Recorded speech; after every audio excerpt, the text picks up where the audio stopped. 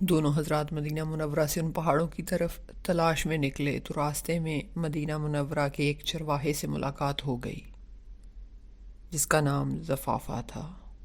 اس سے پوچھا کہ کیا تم نے ان پہاڑوں کے دامن میں صالبہ نامی کسی نوجوان کو تو نہیں دیکھا؟ بسم اللہ الرحمن الرحیم۔ السلام علیکم، ویلکم۔ آج جو واقعہ ہم آپ کے ساتھ شیئر کرنے جا رہے ہیں وہ ایک نوجوان صحابی کا واقعہ ہے جن سے نہ چاہتے ہوئے ایک گناہ سرزد ہوا۔ انہیں اس قدر ندامت ہوئی کہ وہ آقا کریم علیہ الصلوۃ والسلام کے سامنے جانے سے کترانے لگے۔ واقعہ کچھ یوں ہے کہ جب آقا کریم علیہ الصلوۃ والسلام ہجرت کر کے مدینہ منورہ تشریف لے گئے، وہاں پر ایک انصاری تھا، وہ نوجوان تھا، نام ان کا صالبہ بن عبد الرحمن تھا۔ یہاں پر پیشگی معذرت خواہ ہوں اگر مجھ سے نام لینے میں کوئی غلطی ہو جائے۔ تو صالبہ بن عبد الرحمن آقا کریم علیہ الصلوۃ والسلام کے خدمت گزار بن گئے، آقا علیہ الصلوۃ والسلام کی صحبت میں رہتے، خدمت کرتے۔ ایک مرتبہ انہیں رسول اللہ صلی اللہ علیہ وسلم نے کسی کام سے بھیجا تو راستے میں گزرتے ہوئے ایک انصاری کے گھر ان کی نظر پڑ گئی۔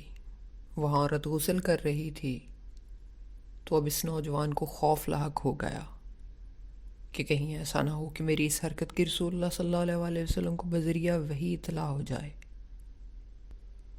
خوف اور شرمندگی کے باعث وہ واپس بارگاہ رسالت صلی اللہ علیہ وسلم میں حاضر نہ ہوئے اور وہاں سے بھاگ کر مدینہ کے پہاڑوں میں جا کر چھپ گئے۔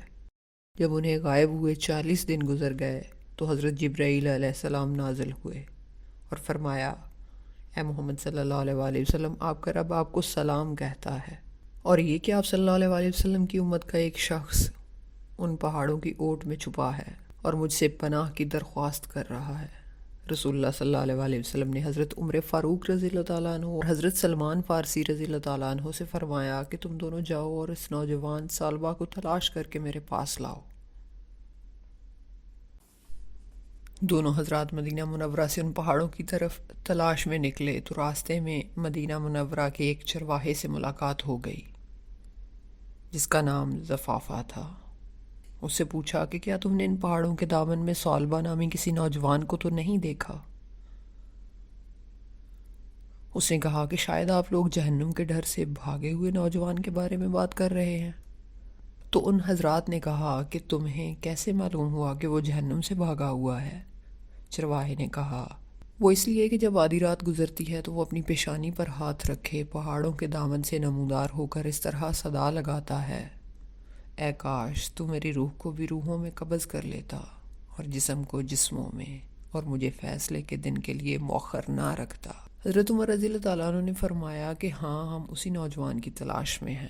تو چرواہا انہیں پہاڑوں کی طرف لے کر چلا گیا، یہاں تک کہ جب آدھی رات کا وقت ہوا تو وہ نوجوان حسب معمول اپنی پیشانی پر ہاتھ رکھے نمودار ہوا اور وہی الفاظ دہرائے کہ اے کاش تو میری روح کو بھی روحوں میں قبض کر لیتا۔ اسی دوران حضرت عمر رضی اللہ تعالیٰ عنہ نے جھپٹ کر اسے گود میں اٹھا لیا۔ تو اس نے پوچھا کہ رسول اللہ صلی اللہ علیہ وسلم کو میرے گناہ کے بارے میں معلوم پڑ گیا ہے؟ حضرت عمر رضی اللہ تعالیٰ عنہ نے فرمایا، یہ تو مجھے معلوم نہیں، البتہ کل شام آقا کریم علیہ الصلوۃ والسلام نے تمہیں یاد کیا ہے اور پھر مجھے اور سلمان کو تمہاری تلاش میں بھیجا ہے کہ جاؤ صالبہ کو ڈھونڈ کر لاؤ۔ اس نے کہا، چلو پھر ایسا کرو، مجھے اس وقت بارگاہ اقدس میں لے کر جانا جب آقا کریم علیہ الصلوۃ والسلام نماز پڑھ رہے ہوں۔ حضرت عمر اور حضرت سلمان فارسی رضی اللہ تعالیٰ عنہ اس کو ساتھ لے کر چل پڑے اور پیچھے صف میں کھڑا کر دیا۔ صالبہ نے جب حالت نماز میں رسول اللہ صلی اللہ علیہ وسلم کی تلاوت سنی تو بے ہوش ہو کر گر پڑے۔ سلام کے بعد جب رسول اللہ صلی اللہ علیہ وسلم نے ان سے پوچھا کہ صالبہ کہاں ہے تو عرض کیا گیا، یا رسول اللہ صلی اللہ علیہ وسلم، یہ رہا صالبہ۔ رسول اللہ صلی اللہ علیہ وسلم نے انہیں ہلایا تو وہ ہوش میں آ گئے۔ آپ صلی اللہ علیہ وسلم نے فرمایا، تجھے کس چیز نے مجھ سے غائب کر دیا تھا؟ عرض کیا، یا رسول اللہ صلی اللہ علیہ وسلم، میرے گناہ نے۔ آپ صلی اللہ علیہ وسلم نے اسے تسلی دی اور اسے اپنے گھر جانے کا حکم فرمایا، جس کے بعد یہ نوجوان 8 روز تک بیمار پڑا رہا۔ اطلاع ملنے پر حضرت سلمان فارسی بارگاہ رسالت میں حاضر ہوئے اور عرض کیا کہ یا رسول اللہ صلی اللہ علیہ وسلم، احساس گناہ نے صالبہ کو بیمار کر ڈالا ہے۔ رسول اللہ صلی اللہ علیہ وسلم نے فرمایا، چلو ابھی صالبہ کی عیادت کر لیتے ہیں۔ آپ صلی اللہ علیہ وسلم اسی وقت اس کے پاس تشریف لے گئے اور اس کا سر اپنی گود میں رکھ لیا۔ آپ صلی اللہ علیہ وسلم نے فرمایا، اس وقت تم کیا محسوس کرتے ہو؟ اس نے کہا، یا رسول اللہ صلی اللہ علیہ وسلم، مجھے ایسے محسوس ہو رہا ہے جیسے میرے جسم کے گوشت میری کھال اور ہڈیوں کو چیونٹیاں کاٹ رہی ہوں۔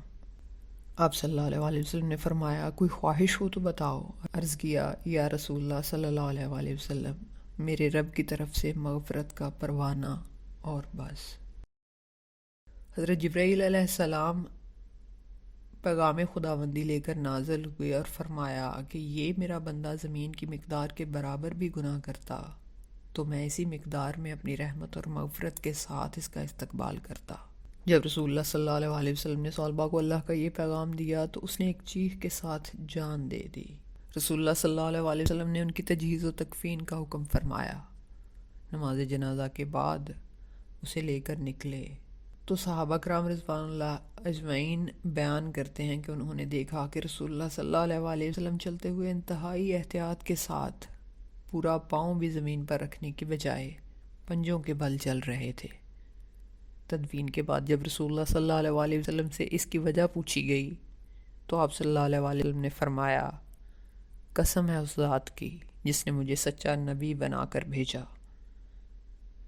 وجہ یہ تھی کہ صلبہ کے جنازے کے ساتھ چلنے کے لیے آسمان سے اس قدر فرشتے نازل ہوئے ہیں کہ زمین پر پاؤں رکھنا مشکل تھا۔